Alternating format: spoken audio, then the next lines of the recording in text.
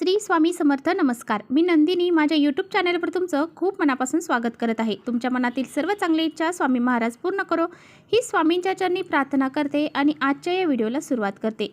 तर पहा, 5 ऑगस्टपासून श्रावण महिना हा चालू झालेला आहे आणि उद्या आहे श्रावण महिन्यातील दुसरा श्रावणी सोमवार. श्रावण महिना हा पूर्ण शंकर भगवानांना समर्पित आहे आणि त्याचबरोबर सोमवार हे भगवान शिवशंकरांचाच वार आहे. त्यामुळे हा दिवस जो आहे तर तो अतिशय पवित्र हा मानला जातो. देशभरातील कोट्यावधी शिवभक्त या दिवशी उपवास करत असतात आणि भगवान शिवशंकरांची पूजा आराधना करत असतात. जलाभिषेक, रुद्राभिषेक अगदी भक्तिभावाने केला जातो. तर पहा, उद्या आहे श्रावण महिन्यातील दुसरा श्रावणी सोमवार आणि प्रत्येक सोमवारी जी शिवामूठ वाहिली जाते ती अतिशय महत्त्वाची मानली जाते. त्याचबरोबर ही मूठ वाहिल्याने आपले जे काही संकट अडचणी आहेत त्या तर दूर होतातच आणि भगवान शिवशंकरांचे आपल्यावरती कृपा आशीर्वाद राहतात. तर उद्याची शिवामूठ आहे ती तीळ आहे. पांढरे जे तीळ असतात तर ती शिवामूठ आहे. हे तीळ अर्पण केल्याने सर्व वाईट कर्मातून, पापातून आपण मुक्त होतो आणि आपल्या इच्छित मनोकामना ह्या पूर्ण होतात. त्याचबरोबर या दिवशी वास्तुशास्त्रामध्ये सांगितल्याप्रमाणे काही प्रभावी उपाय करायचे असतात आणि म्हणूनच आजच्या व्हिडिओमध्ये मी तुम्हाला अतिशय प्रभावशाली उपाय सांगणार आहे. उद्या दुसरा श्रावणी सोमवार आहे तर या दिवशी आपल्याला अंघोळीच्या पाण्यामध्ये ही एक वस्तू टाकून अंघोळही करायची आहे. असं केल्याने आपल्याला कोणत्याही प्रकारची शत्रुबाधा लागलेली असेल, आपले कोणी शत्रू असतील तर ते त्यांचा नाश होऊन जाईल. ते शत्रू जे आहेत तर ते आपल्या पुढे गुडघे टेकवतील इतका हा प्रभावशाली उपाय आहे. त्याचबरोबर आपल्या 7 पिढ्यांचं दारिद्र्य नष्ट होऊन जाईल. आपल्या घराची, मुलांची, पतीची खूप प्रगती होईल आणि आपले सर्व इच्छित मनोकामना ह्या पूर्ण होतील. असा हा अत्यंत प्रभावशाली उपाय कसा करायचा आहे याबद्दलच आजच्या व्हिडिओमध्ये आपण जाणून घेणार आहोत. त्यामुळे तुम्ही कुठेही व्हिडिओ स्किप न करता शेवटपर्यंत नक्की बघा, जेणेकरून तुमच्यापर्यंत योग्य ती माहिती पोहोचेल. आपल्या चॅनलवर नवीन असाल तर चॅनलला सबस्क्राईब करा आणि असेच माहितीपूर्ण व्हिडिओ पाहण्यासाठी बेल आयकॉनलाही प्रेस करा, म्हणजे मी जेव्हा नवीन व्हिडिओ अपलोड करेन त्याचं नोटिफिकेशन सर्वात अगोदर तुम्हाला भेटेल आणि तुम्ही एकही व्हिडिओ मिस करणार नाही. आणि पहा, त्याचबरोबर कमेंट्समध्ये ओम नमः शिवाय हे लिहायला विसरू नका किंवा श्री शिवाय नमस्तुभ्यम हे लिहायला विसरू नका. तर पहा, श्रावण महिन्यामध्ये पवित्र गंगेमध्ये स्नान करण्याला अतिशय महत्त्व दिलं जातं. असं म्हटलं जातं श्रावणामध्ये एकदा तरी पवित्र गंगेमध्ये जाऊन स्नान करायला पाहिजे. असं हे जर आपण स्नान केलं तर आपल्या जीवनातील सर्व संकट अडचणी ज्या आहेत तर त्या दूर होऊन जातात आणि आपले जीवनातील जे प्रगतीचे मार्ग आहेत तर ते मोकळे होतात. आणि म्हणून पहा, बरेच जण श्रावण महिन्यातील सोमवारी पवित्र गंगेमध्ये जाऊन स्नान करत असतात. परंतु पहा, प्रत्येकालाच पवित्र गंगेमध्ये जाऊन स्नान करणं शक्य होत नाही.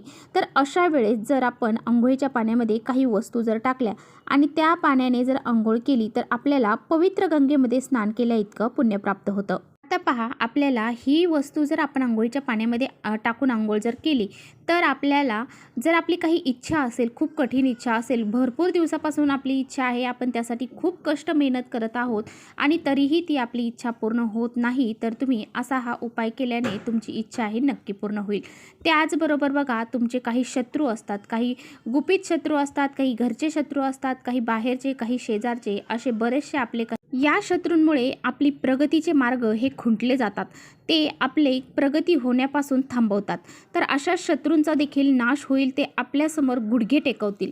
त्याचबरोबर आपल्या घरामध्ये जर पैसा टिकत नसेल तर तो पैसा टिकायला सुरुवात होईल आणि घरामध्ये लक्ष्मी ही स्थिर राहील. त्याचबरोबर तुमच्यामध्ये काही नकारात्मकता असेल, तुम्हाला कोणाची वाईट नजर लागलेली असेल, त्याचबरोबर आपल्याकडून जर कळत नकळत काही वाईट कर्म झालेली असतील, पाप झालेली असतील तर त्यांचा सुद्धा नाश होऊन जाईल. तर या सर्व समस्यांसाठी आपल्याला हा एक उपाय करायचा आहे.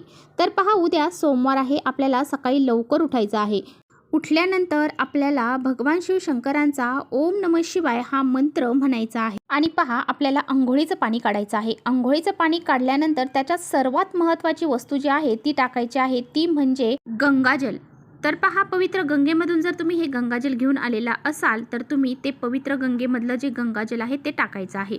जर नसेल तर तुमच्या आसपास जे बी पूजेचं दुकान आहे त्या ठिकाणी तुम्हाला हे गंगाजलची बॉटल मिळून जाईल. तर पहा, 1 चम्मचभर गंगाजल आपल्याला त्या पाण्यामध्ये टाकायचं आहे. आणि पहा, तुमच्याकडे गंगाजल जर नसेलच तर मग तुम्ही गोमित्र टाकायचं आहे आणि त्यानंतरची जी वस्तू आहे ती म्हणजे तीळ.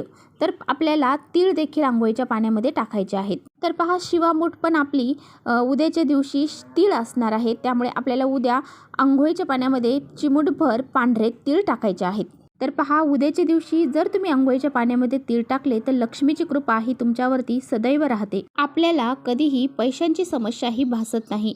आपली जी दारिद्र्य आहे, गरिबी आहे, ती सुद्धा नष्ट होऊन जाते. त्याचबरोबर आपल्याला आंघोळीच्या पाण्यामध्ये एक बेलपत्र टाकायचं आहे. जर आपण या दिवशी बेलपत्र आंघोळीच्या पाण्यामध्ये टाकलं तर आपलं संपूर्ण शरीर हे शुद्ध होत असतं, आपलं पूर्ण शरीर पवित्र होत असतं. जर आपल्याला कुणी काही दोष लावलेले असतील, नकारात्मकता जर आपल्यामध्ये असेल, त्याचबरोबर शत्रूचा त्रास होत असेल, तर यासारख्या समस्या दूर होण्यासाठी आपल्याला एक बेलपत्र जे आहे तर ते आंघोळीच्या पाण्यामध्ये टाकायचं आहे. त्याचबरोबर तुम्हाला एखादी सुगंधित वस्तू जे असेल तुमच्याकडे तर ती तुम्हाला आंघोळीच्या पाण्यामध्ये टाकायची आहे. जसं की गुलाबजल असेल तर ते तुम्हाला आंघोळीच्या पाण्यामध्ये टाकायचं आहे. तर पहा, हे आंघोळीच्या पाण्यामध्ये टाकल्यामुळं आपली जी आर्थिक समस्या आहे ती दूर होत असते.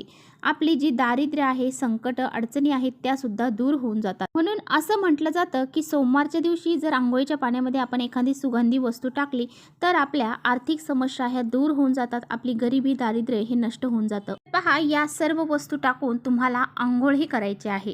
तर आंघोळ करताना आपल्याला सर्वात महत्त्वाची गोष्ट लक्षात ठेवायची आहे, उद्या सोमवार आहे आणि सोमवारच्या दिवशी केस हे धुतले जात नाही. जरी तुम्हाला या दिवशी व्रत असलं तरी सुद्धा तुम्हाला या दिवशी केस हे धुवायचे नाही. त्यामुळे काय होतं की आपली आर्थिक जी प्रगती आहे ती खुंटत चालते आणि भगवान शंकर देखील आपल्यावरती नाराज होतात. म्हणून आपल्याला केस हे धुवायचे नाही. तर पहा, हे जे स्नान करत असताना आपल्याला ओम नमः शिवाय, ओम नमः शिवाय या प्रभावी मंत्राचा जप करायचा आहे.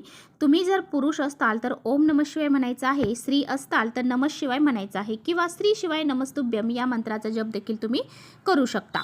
आता पहा, तुम्ही जेव्हा आंघोळ करणार आहात तेव्हा तुम्हाला प्रथम जो मग घ्यायचा आहे भरून तो उजव्या खांद्यावरती टाकायचा आहे, दुसरा मग भरून डाव्या खांद्यावरती टाकायचा आहे. अशा पद्धतीने तुम्हाला आंघोळ करायची आहे. आणि आंघोळ करून झाल्यानंतर जे बेलपत्र आहे तर ते तुम्हाला उचलून घ्यायचं आहे आणि ते निर्माल्यामध्ये टाकून द्यायचं आहे. कारण हे पान अतिशय पवित्र मानलं जातं, त्यामुळे तुम्हाला बाथरूममध्ये ते पान पडून ठेवायचं नाही, ते तुम्हाला उचलून निर्माल्यामध्ये टाकून द्यायचं आहे. तर पहा, आपल्याला या दिवशी आंघोळ झाल्यानंतर स्वच्छ कपडे परिधान करायचे आहेत. तुमच्याकडे पांढरे कपडे असतील ते घालू शकता, हिरवे कपडे असतील ते घालू शकता. तर हे कपडे आपल्याला परिधान केल्यानंतर भगवान शिवशंकरांची घरामध्ये तुमच्या पिंड असेल तर त्याची तुम्हाला विधिवत पूजा करायची आहे. त्यावरती तुम्हाला तिळाचा अभिषेक करायचा आहे. म्हणजे एक तांब्याचा कलश भरून घ्यायचा आहे, त्यामध्ये तीळ टाकायचे आहेत आणि ते शिवलिंगावरती अर्पण करायचे आहे. किंवा तुम्ही शिव मंदिरामध्ये जाऊन सुद्धा अशा पद्धतीने पाणी हे अर्पण करू शकता. त्याचबरोबर तुमच्या मनामध्ये भरपूर दिवसापासून एखादी इच्छा आहे आणि ती पूर्ण होत नाही तर तुम्हाला 21 तिळाचा अतिशय प्रभावशाली उपाय करायचा आहे. हा उपाय करण्यासाठी तुम्हाला अखंड 21 तीळ लागणार आहेत. त्यानंतर तुम्हाला 21 बेलाची पानं लागणार आहेत. या सर्व वस्तू घेऊन तुम्हाला तुमच्या मंदिरामध्ये जायचं आहे किंवा तुमच्या देवघरातील शिवलिंगासमोर तुम्ही हा उपाय केला तरी चालेल, मंदिरात जाऊन केला तरी चालेल. तर आसन टाकून बसायचं आहे, देवघरातील दिवा प्रज्वलित करायचा आहे आणि त्यानंतर तर तुम्हाला हातामध्ये एक बेलाचं पान घ्यायचं आहे, त्यावरती एक तीळ ठेवायचं आहे आणि तुम्हाला ओम नमः शिवाय या मंत्राचा जप करायचा आहे आणि हे पान तुम्हाला शिवलिंगावरती अर्पण करायचं आहे.